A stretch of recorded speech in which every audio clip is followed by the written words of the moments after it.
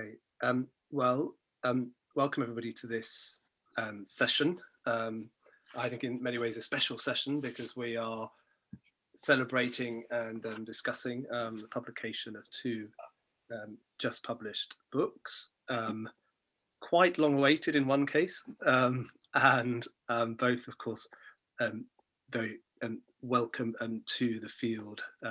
National parks history. My name is Matthew Kelly. I teach history at Northumbria University in the UK, where I work on the history of the politics, I suppose, of conservation and in particular national parks history. And of course, what we're here to do today is to discuss the new books by Wilko Hardenberg and Frederico Freitas, and we'll come on to those two books in a moment. Now, we're obviously quite a small group, which, you know, I hope that can allow us actually to have a quite open and wide-ranging discussion. How we're going to structure this is I will ask Wilko some questions about his book for sort of 15 minutes or so, then the same to Fred, and then we will open things up to comments, and we'll be very much welcoming comments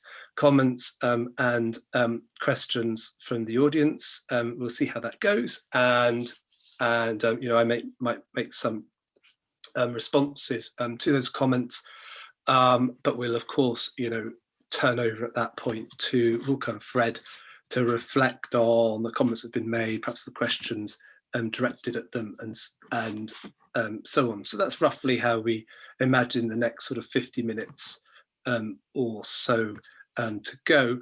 It's perhaps worth saying very briefly what brings Wilko, Fred and myself together. A couple of years ago, Wilko and I, with also Emily Vakild and Claudia Leal, edited a book called The Nature State, which was looking at the history of what we conceived of as the nature state, you know, the development of a set of institutions and practices at a state level that valorized nature, that sought to make nature an interest of the state, and in one way or another, depending on the type of polity, of course, an interest also for the people.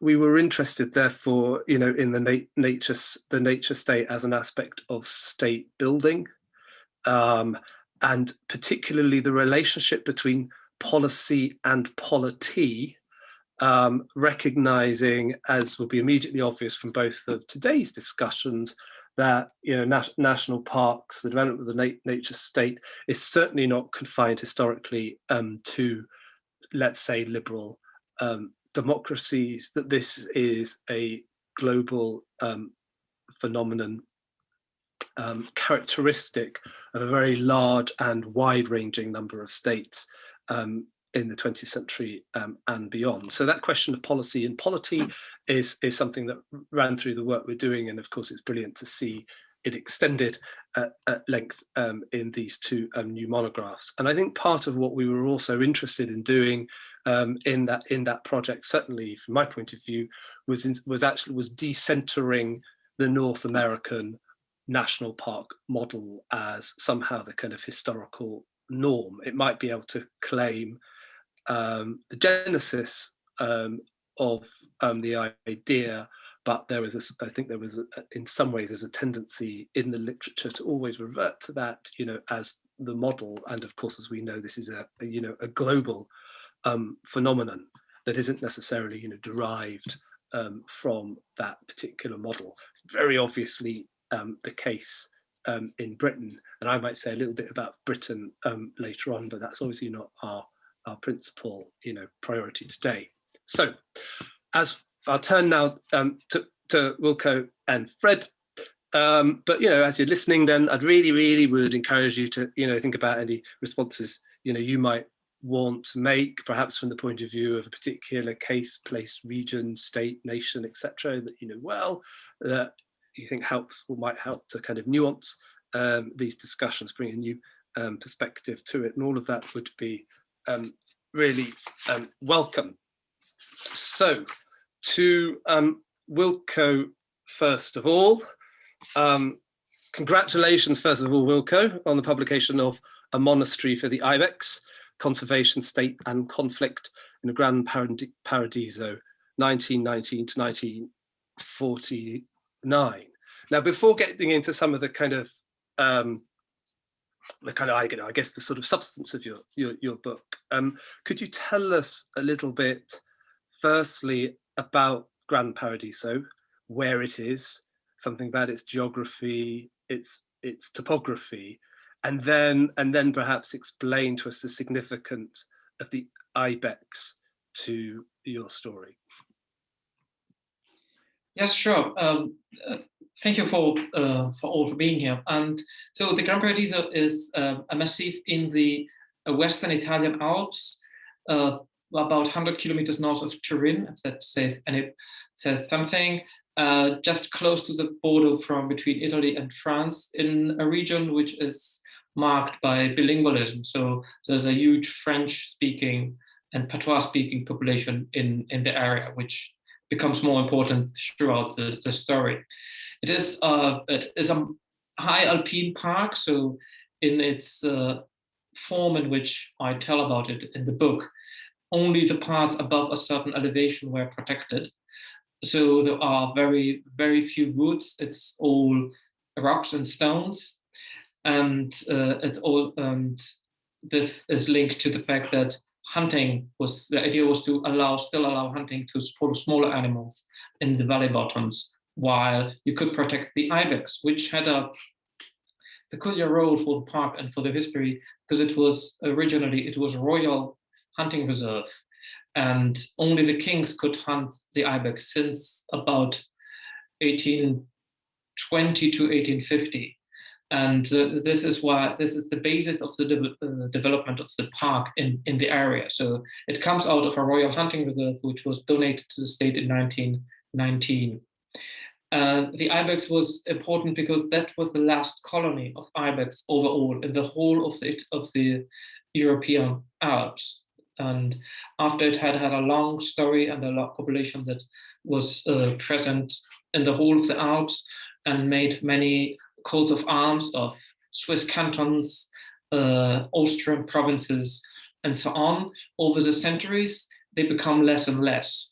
And even if many princes and noblemen had tried to protect it, like the bishops of Salisbury, who promised to cut a hand of everybody who hunted an ibex, this did not work. But what did work was the very localized protection that the kings of Piedmont and then Italy granted to the ibex in this limited area.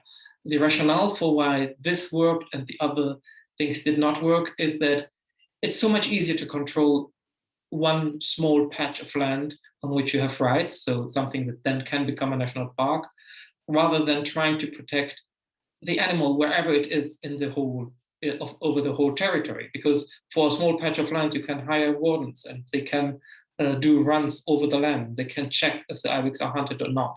If you just protect the animal in the whole of Austria, in the end it's something that is written on a ledger, it's written in a law, but it doesn't make a difference in what people do and perceive, because the risk of being caught is perceived as minimal in respect to the risk of being caught of doing the same thing in a small portion of land. So this is why this ended to be the last colony of the ibex in the Alps throughout the 19th century. And this is why it became so important, because this is the place from where all the ibexes that exist nowadays in the Alps in the end come from. So it is the original stock of the population throughout the whole alpine area, both through ibexes that were stolen, because that's happened throughout the early 20th century. And later, much later, after the end of the story that I'm telling, more or less, towards the end of the story that I'm telling in this book, through not sales, but transfers to other parks and so on, because the kings were very jealous of keeping their own ibex and not giving them to anybody. And the fascists were very jealous of keeping at least the ibex in Italy and being able to say that Italy was protecting the ibex and no other country had them, even if it was already too late and the Swiss already had their own, because they had, as I said, stolen or imported them illegally. Oh, brilliant! Thank you. So you've made the connection in what you're saying here then about in a sense the capacity, you know, of the state and the capacity of the state to, if you like, protect or impose quite close controls over a limited territory rather than the range of a species, and that seems to be quite an important distinction that you're drawing. Would it be fair to say then about this particular national park that the conservationist drive reflects the needs as perceived by human beings at the time of a particular species, rather than it being about trying to protect a particular, you know, landscape valued for, you know, its aesthetics and so on? Yes, definitely. The driving force of the protection of the Gran Paradiso has been the ibex. The chamois, which is another kind of mountain goat, was protected as a consequence of it. And many commentators soon after commented how the number of marmots had risen from before World War I to after World War I with the institution of the park by the thousands. So you could say that even if those, that in a way, the protection of the iconic animal acted as a way to protect the ecosystem, because the ibex depends on a range of factors to be able to live in it, like all big mammals. So protecting them, not allowing people to move in with guns, even if there were long debates about which guns should be allowed, if dogs should be allowed or not. Everything in the end was forbidden, because every time the discourse was made, we cannot allow any kind of gun, even if it's a gun for grouse, which wouldn't kill an ibex, because we need to make sure that even if we see somebody in a distance with a gun, we can go there and stop them. And we don't have to check what kind of gun they have and if they have the right to go there. But it's much easier to forbid everything and just to protect the ibex. So there's a series of cascading effects in the protection, from protecting the big animals and then forbidding everything, that in the end led to a preservation of the ecosystem, even if the reasons were the protection of one species in particular. I mean, I think it's so interesting. I mean, one of the things I think that's also very striking about the argument you make in your book is that, you know, for those unacquainted with the history of the Gran Paradiso, it looks like this remarkable step made by the newly established fascist government under Mussolini. You know, the certainly what we would say in a British context, the designation of the park occurs, you know, in the months after the March on Rome and the establishment of fascist power. But would I be right in saying that part of your argument actually is that that's more a question of timing than intention? I mean, you mentioned that the king makes the donation in 1919. Why does he do it at that point? But then is it actually, in terms of the establishment of the park, more historically, I suppose, you know, sound to see this as a manifestation of a kind of 19th, early 20th century Italian liberalism rather than an unexpectedly far-seeing fascism? Yes, I mean, the continuity between liberalism and fascism and between fascism and the Italian Republic afterwards is one of the features that is stressed throughout the whole book. Yeah, so the king donated the reserve in 1919 because of the financial issues of post-World War Italy, and the fact that that specific king, even if he was the one who hunted the most ibex ever in the history of the reserve, was the least interested in hunting of the long genealogy of hunting kings of Italy. So he felt it's at one point after the war, he felt like that there was no reason to still move from Rome each year to go, or each second year to go into the Alps and do the hunts when you could do other things. So that was the reason why the donation happened. And the donation was framed in a way that it's supposed for the state to transform it into a national park. So that was stated into the donation already in 1919. It took a long time for this to become law, and many discussions were made. And usually the Ministry of Finances stepped up and said, we don't have the money to do this, so we should wait a little bit more. And then local government officials, like the provincial administration in Turin, tried to find ways to preserve the area all the same, because there were claims that people with shotguns and people with automatic guns coming from the front were hunting ibex en masse in the first years to provide food in an impoverished Italy, which was, even if it was on the winning side, did not really win well the conflict, to say so. And so in the end, in early 1922, 7-8 months before the fascists came to power, when still there was some hope that liberalism could endure its control of the country, the Minister of Agriculture prepared a law that was defining how to set up the national park. Then came the summer, the conflict, the March on Rome in October, and obviously nobody came to vote on this specific law in the end. And then in early December, Mussolini met with a representative, with two members of his government who were coming from Turin, and signed off this park on a whim, apparently on one evening after having seen them. So, but what did he sign? He signed the law that had been developed by the Catholic liberal minister in early 1922, exactly the same law. So it was a liberal law that it was proposing, not one that you would clearly see as fascist. It was appointing an autonomous local royal commission, which was set up by mainly by local representatives, even representatives of the individual municipalities, and so on. The fact that it happened at that moment in time was a combination of the fact that the papers were already ready, and the fact that the fascism, or Mussolini, was very keen on being able to say, see, I'm doing in a minute what the liberal system hasn't been able to do in 3 years. But it was not for interest into the natural world or protection, for which none of the mass parties that characterized the post-World War I period had any kind of interest. But it was out of spite, one could say, against the liberal system and its apparent slowness.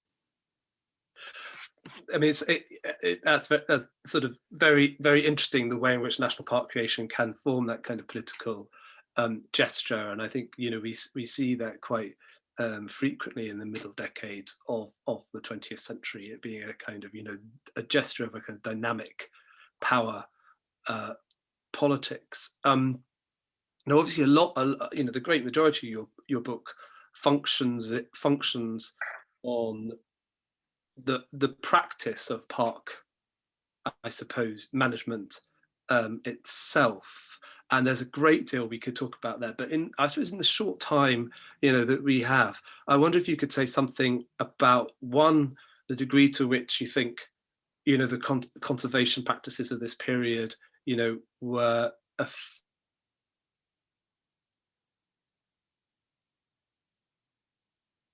Oops. Will I ever know the end of that question? They might or might not be defined or understood as fascist.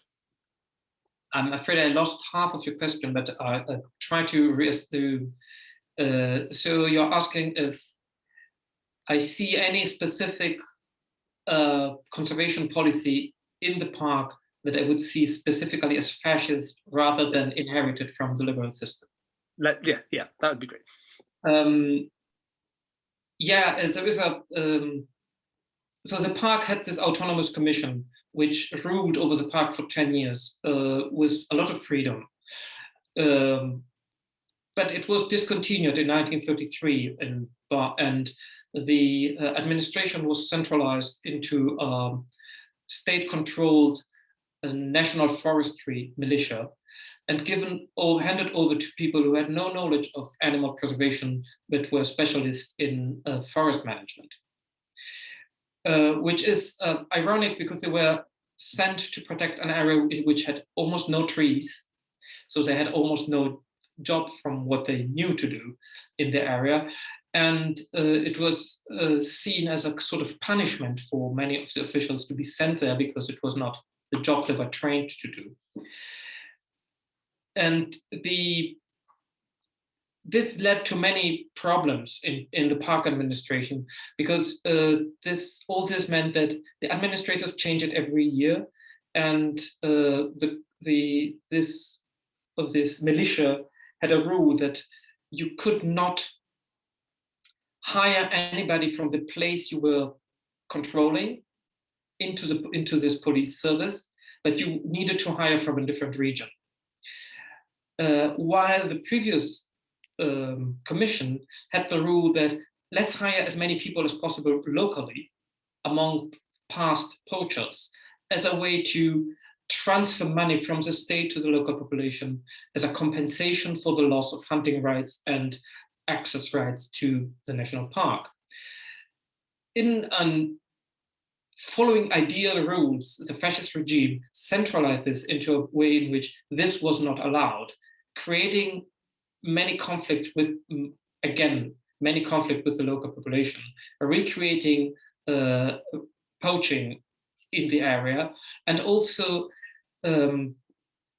telling their wardens that they should follow strict routes, so every day the same route, and also that they were allowed to work from 9 to 5 essentially, which is quite ridiculous in nature conservation to have precise office hours for when you are on the route to do preservation work, because as soon as the poachers have an idea of that's what you're doing, then they will just hunt at night or hunt late in the afternoon, or when they know that you won't be on the tracks. Mm. This centralization and this transformation of the rules from a pragmatic approach that was respected how things worked locally into something that strictly followed central orders, and in this way, over 10 years, reduced by, so in 1933, there were about 4,000 Ibex in the park. By 1943, there were 1,500 left. So the curve of the Ibex population in those years follows a curve that goes up until 1933 and then back down until 1943. So the most evident, truly fascist policy was that it almost destroyed the park instead of continue the preservation. That's so interesting. We'll stop there for the moment, Wilko, but I think that ends on obviously a very, strong note. Just in passing, it reminded me of how the Royal Irish Constabulary functioned prior to Irish independence, whereby the rank and file police officers could not serve in the county that they came from, on the grounds that the state could not trust their loyalty, I suppose, to implement policies that were obviously highly contentious at the time. But brilliant, thank you very much, Wilko. I'm sure we'll come back to some of these issues a little bit later. But now over to Fred, and to spend a little bit of time thinking about his nationalizing nature. I'm probably going to pronounce this wrong. The Iguazu Falls, close enough. Iguazu Falls and national parks at the Brazil Argentine border. Again, Fred, I'm going to start with the same question. Can you tell us something about this place, what it's like, what made it seemingly fit for national park status? What were the kind of qualities that was thought to underpin that decision? Of course. Thank you for participating for a question.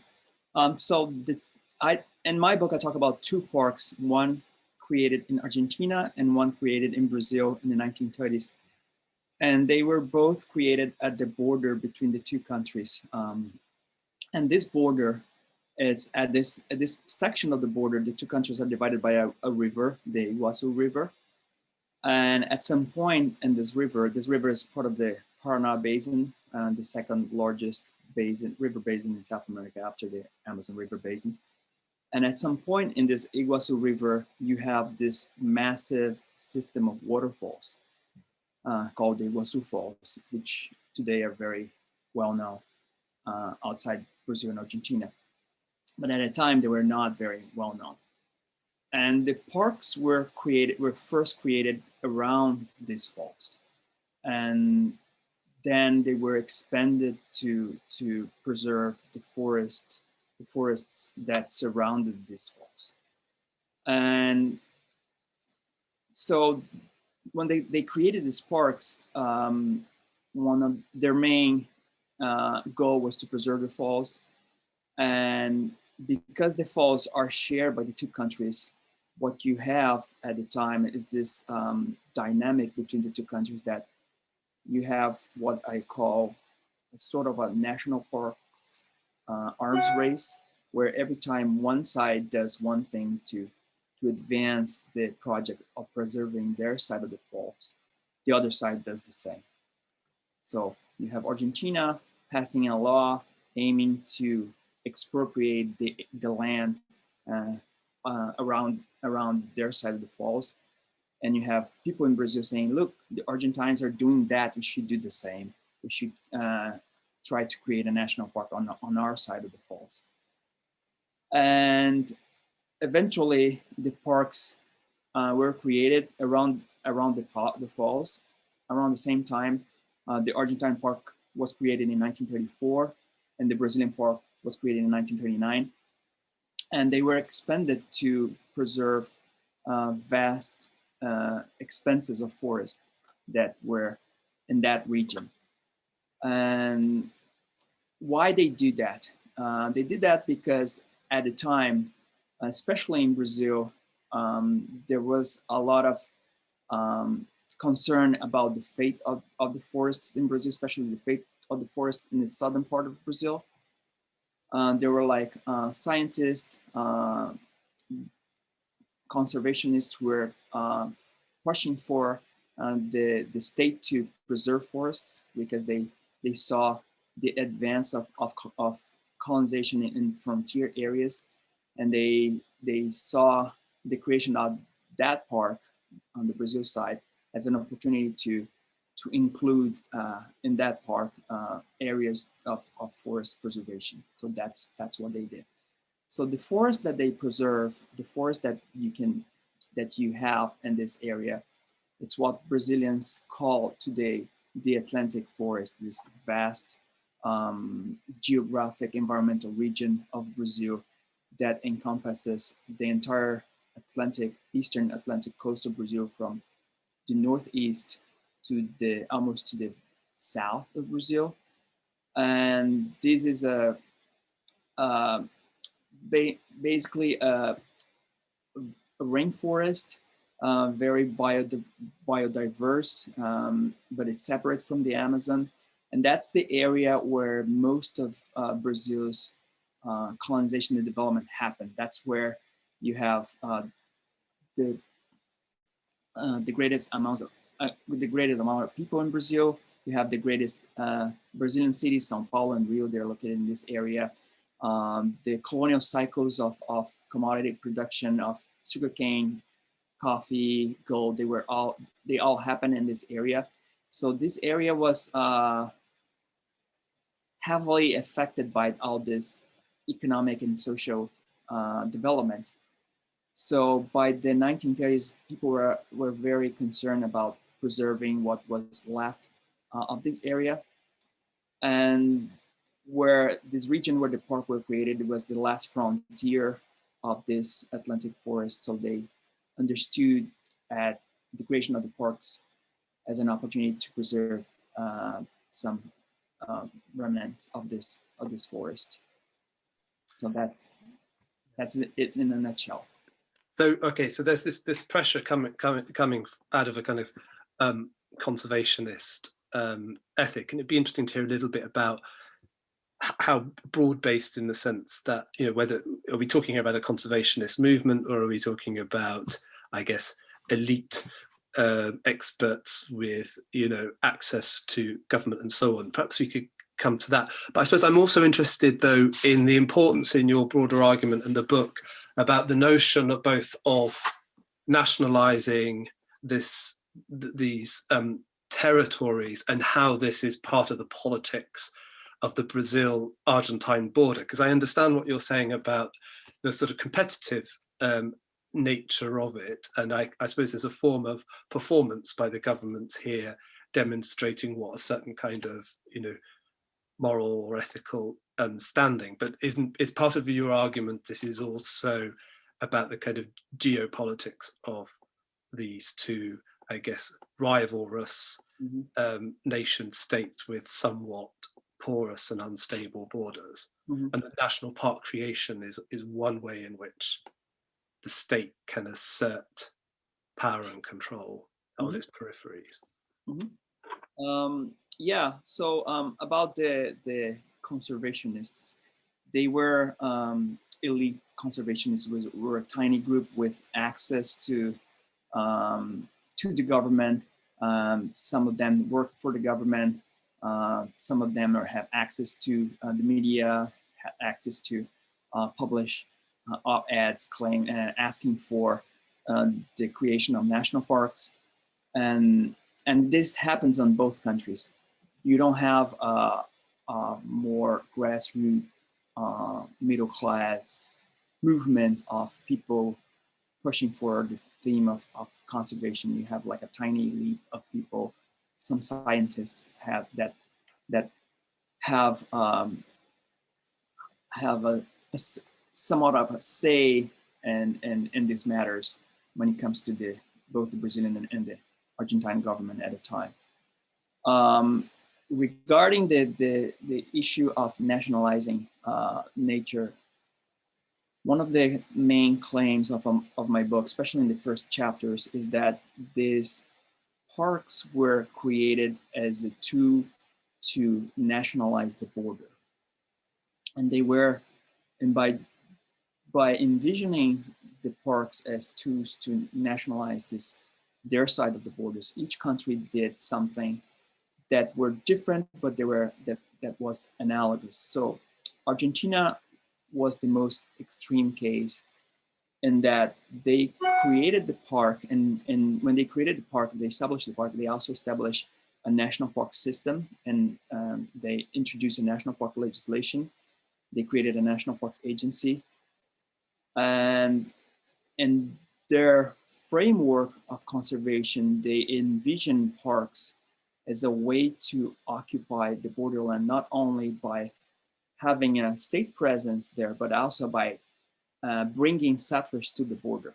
So at the Argentine Iguazu Park, they did that by actually setting a portion of the park territory for colonization purposes.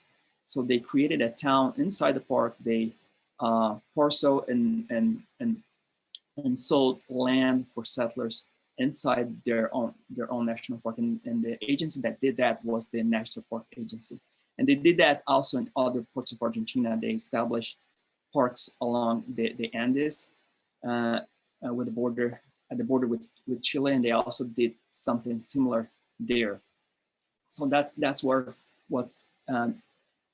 was their motto of national park in the 1930s and 1940s, to use national parks to actually bring settlers from Buenos Aires, from the most populous areas of the country, to the border, to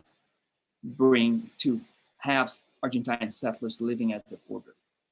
They imagined that the parks would create an economic incentive through tourism, but they also envision people living in these places and growing crops and doing stuff that people do in border areas.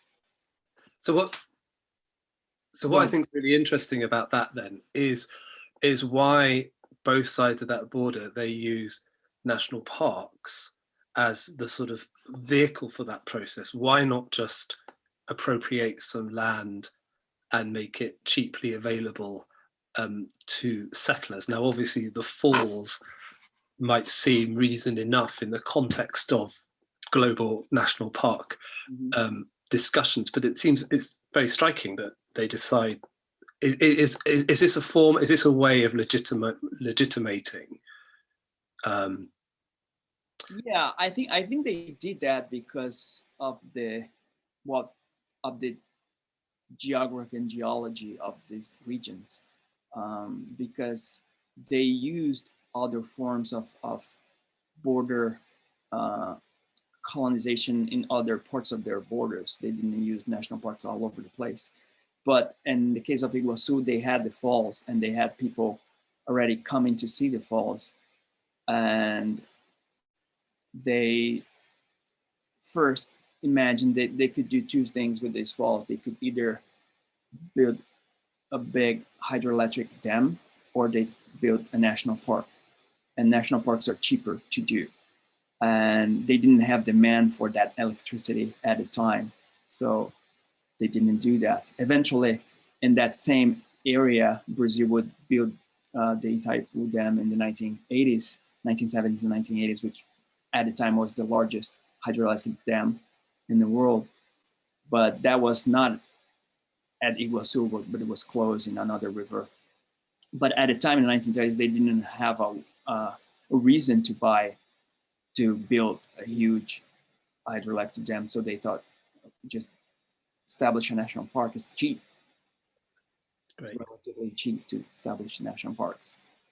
So to scroll forward quite a long way to the 60s and the 70s, and you trace in the book the reversal of these settlement policies. I'm assuming the reversal takes place within the national parks and not elsewhere under the authoritarian regimes of the time, that then eventually leads to the designation of the park as a UNESCO World Heritage Centre and so on.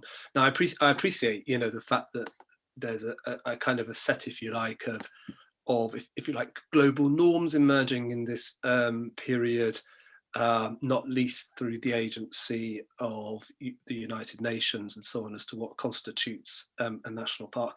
But that doesn't entirely explain why they did it.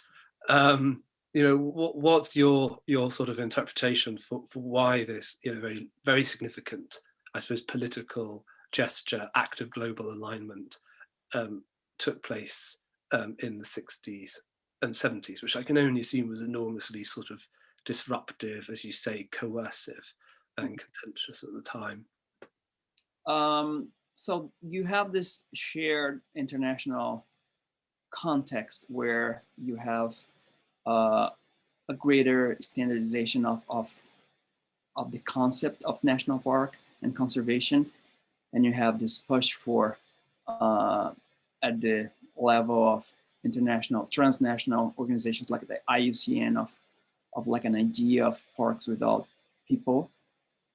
It was not a new idea. People have that's existed since, I don't know, Yellowstone, but it's presented as something that needs to be adopted by other countries, and now it's presented as a standard.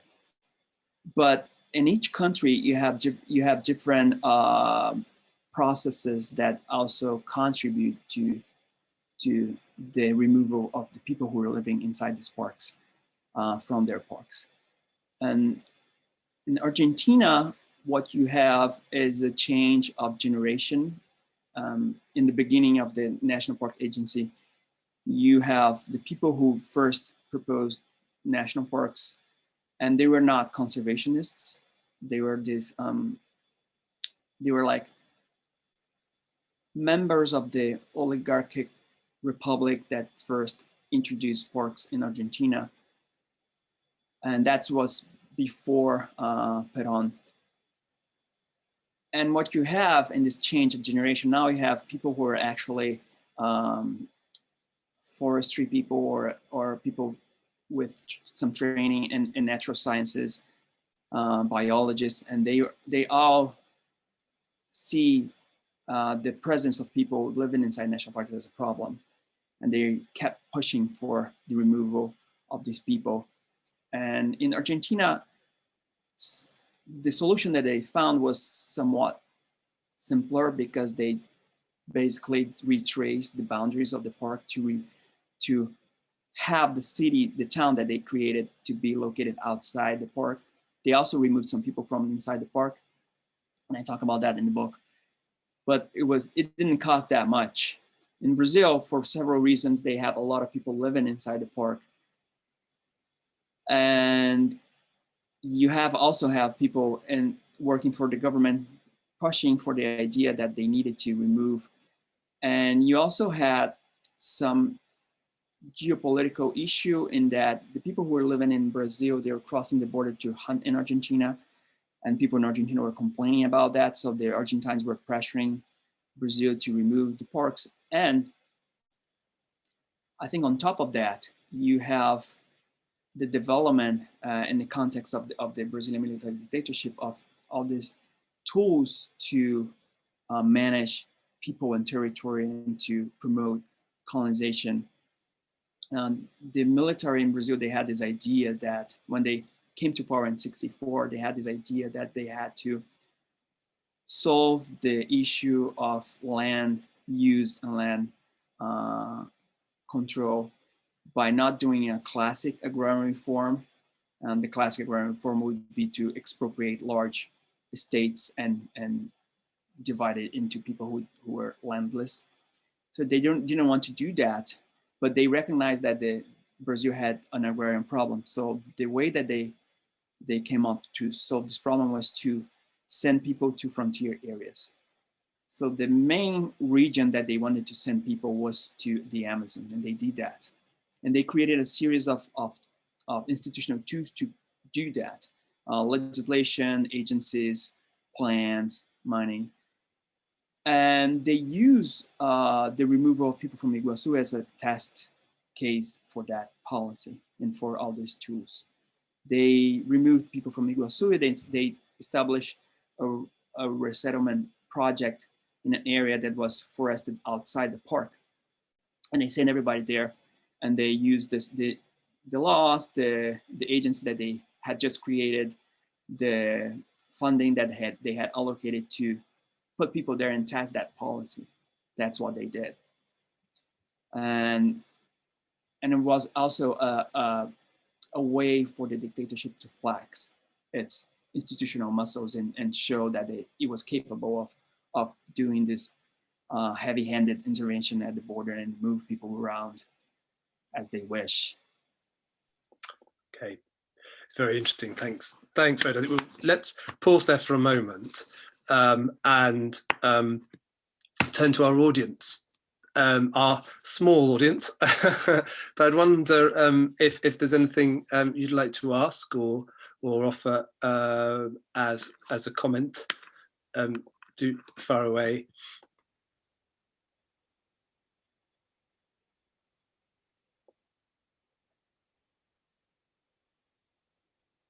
Yes, no. Philippa, please go ahead. You need to unmute. Yeah, can you hear me now? I can, yes. The floor is all yours. Go ahead. Okay, thank you. I'm sorry I was with the camera off, but my internet is not very good. And thank you so much for these introductions to both books. I'm really looking forward to reading it. I don't know if it's helpful to present myself or just ask the questions. No, go ahead. Go ahead. Okay. So I'm from Portugal. and I'm an anthropologist, and I recently finished my PhD in Oxford in geography about rewilding in the UK, but it's a different topic. But I'm very interested in this, the case of the Ibex, because I recently, a colleague got in touch with me because he found some correspondence between, in the Iberian Ibex context, some tensions between the Portuguese side and the Spanish side. Because I don't know if you know much about the story of the Iberian Ibex, but it got extinct in Portugal in the late 19th century, I think. And then they wanted to reintroduce, but Franco, then he didn't want to give away the Spanish exclusivity. I don't know how it's called. So there were lots of tensions there. They didn't want the Portuguese to have the Ibex, but then in the end, recently the Ibex came. They recolonized the only national park of Portugal, which was created in the 70s. And I was wondering first if there was any relation between all these politics of the conservation of the Ibex, the Iberian Ibex, the Ibex in the Alps, if there was any conversation going on. And also this idea of the Ibex related to nationalism and identity. I'm quite recent to these areas, so I would like to hear more about that, if that's the case. Yeah, thank you. Yeah, the hearing of Franco's jealousy of not wanting his Ibex to be moved to Portugal seems a story that Mussolini or even better, the Italian kings could have made themselves. They were also very jealous of their Ibex not being moved anywhere, except for donations to friends and family, which occasionally happened, in which Ibex were donated by the kings of Italy to some Bulgarian prince who had married a Savoy princess or something. These kind of, they were used as wedding gifts, very weird wedding gift, I would say. I wouldn't know what to do with an Ibex, but anyhow. There was, I mean, the periods here are slightly off as usual when you discuss fascisms in Italy and the Iberian Peninsula, because the fascism in the Iberian Peninsula starts when the Italian fascism ends. So, but there is actually a mention of Spanish Ibex, because at that point there were no Ibex in Portugal. In the papers of the national park, in which they state literally, we need to, it was about when they decided to open the hunts in the early 1930s within the park and sell hunting permits internationally. And they sort of state, we need to make these hunting permits quite expensive and not do like our colleagues in Spain, which was at that time a Republican Spain, who couldn't care about any animal and sell off these permits at no money at all, and anybody can go there and hunt their animals off. So the point was they have no interest in protecting the Iberian Ibex, which is as a note, it's a different subspecies. So the Alpine Ibex is Capra ibex, and the Iberian Ibex is Capra ibex piranaica. So there are two different subspecies. They probably can crossbreed, but it's not what any of the ecologists or scientists would want to do. So that's the only hint, the only discussion I know. Obviously, it would be different, or probably there would be more about this in the 1950s and 1960s, in which the park was recreated after the war, and it became the center of diffusion for a movement towards the protection of Ibex swords around the world, with the foundation later on of a specific zoological association dedicated to the preservation of Ibex. So it would be something that I would have to look into if ever I come to do a follow-up, a volume 2 to this book for the 1950s, 1970s, which I actually thought about this morning in another meeting, that it might be an idea of something that can be ventured in continuing this. So the plan I was thinking this morning is a series, 20 years per book, doing the history of the park. But I don't know when I will get to this. If it takes as long as for this one, expect it for too far in the future. Thank you. Thanks, Wilko. Thank you, Philip. I'd love to hear about your thesis on rewilding, but that might have to be for on another occasion. But I'm going to be sure I will look you up. Do we have any other comments or questions? I'm going to do this as though in a teaching seminar. Is it Matthias? Would you like to come in? It'd be great to hear from you. Hello, thank you. Very nice to listen to everyone here. I'm also starting to research into this area. I just started my PhD as well, so my topic is related with forest and national parks. And I would love to ask one question to Wilko and Frederico, but I was trying to think what to ask to Wilko. And the first question that I have, it will have to be for Frederico. I will have to read the book of Wilko later on.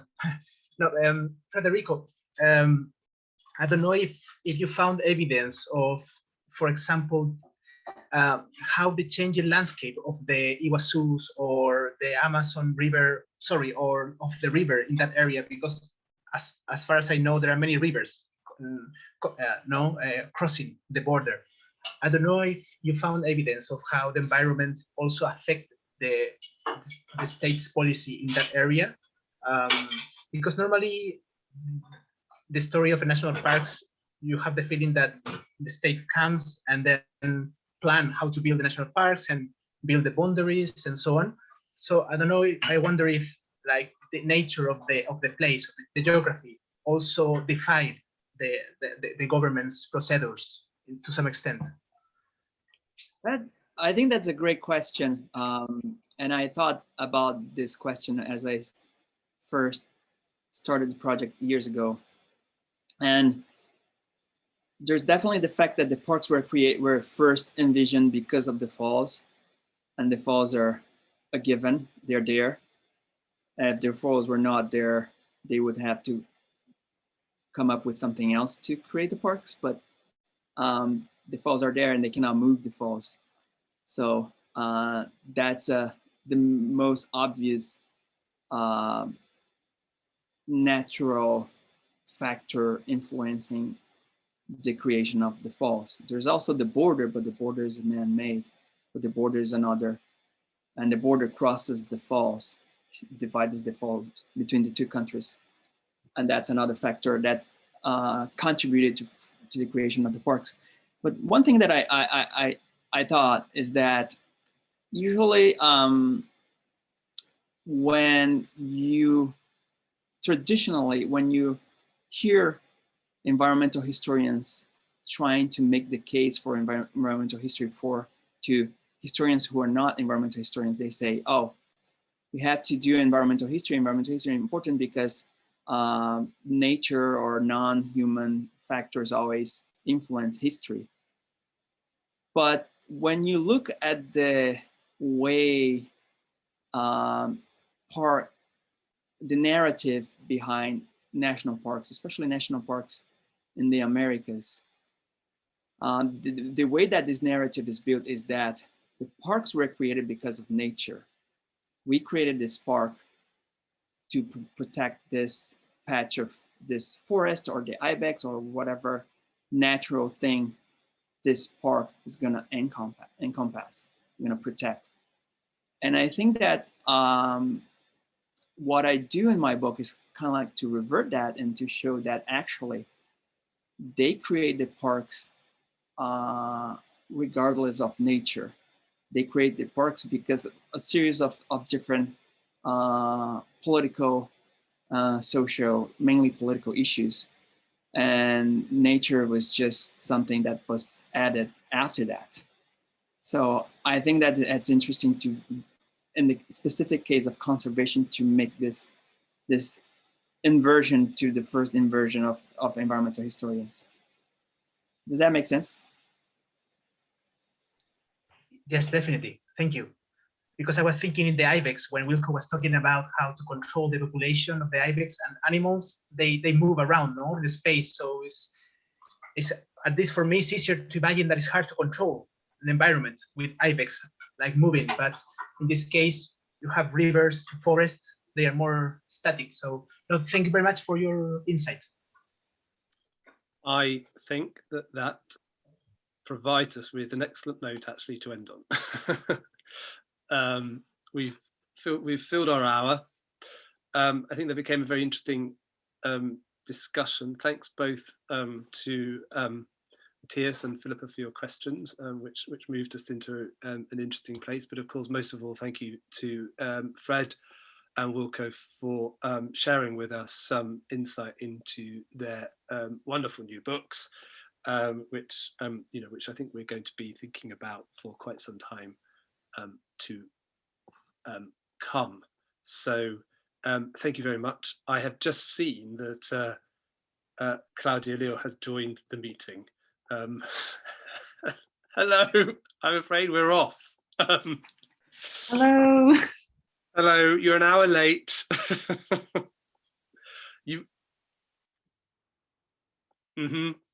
But you were name checked at the beginning of the meeting.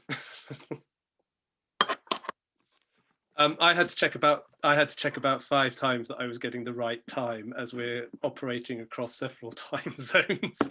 It's a problem with time. It's a problem with time zones. Yeah. I would love to be able to carry on this discussion, but unfortunately I have to go. So once again, thank you, Wilko. Thank you, Fred. Claudia, it's so nice to see your face, even if we'd have to catch up another time. But thank you, Matt, for your comments and for your questions, and for having helped us in organizing this, which was born on a swift exchange on Twitter, just for full information to everybody. Thank you, Matt, and thank you, Wilko, for participating. Will we be able to see the recording afterwards? Yeah, I can post on YouTube. Okay. If everybody's send us the link, please. Yeah. Yes, let's do that. Then we can post it on Twitter and circulate it. Wonderful. Thank you all. Perhaps with this part of the discussion, kind of right. Thanks, everybody. Yep. Take care. Thank you. Bye. Bye.